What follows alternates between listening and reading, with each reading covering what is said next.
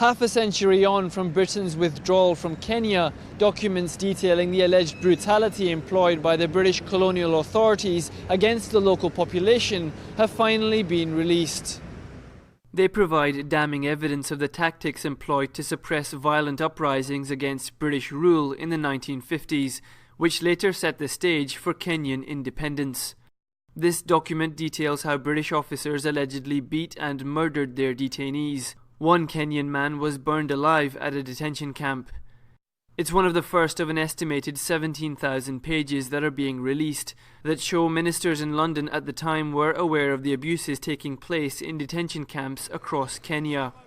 4 Kenyans who alleged they were abused and tortured are taking the British government to court. Some of these people are castrated. They can tell you if you ask them. And that a lady was sexually abused at that time. This kind of inhuman, barbaric actions were committed by the colonial regime. The UK Foreign Office isn't denying the allegations.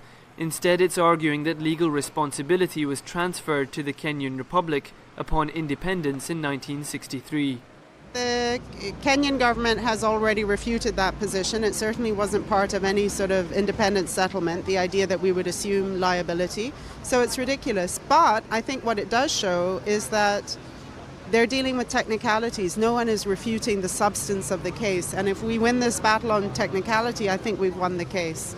Well, it seems rather extraordinary that if you have a colony that's under your control and under your administration and your jurisdiction and you're claiming that you're not liable for the systematized torture that you approved, that's quite something to get away with in my mind. And there are echoes of the past in current events.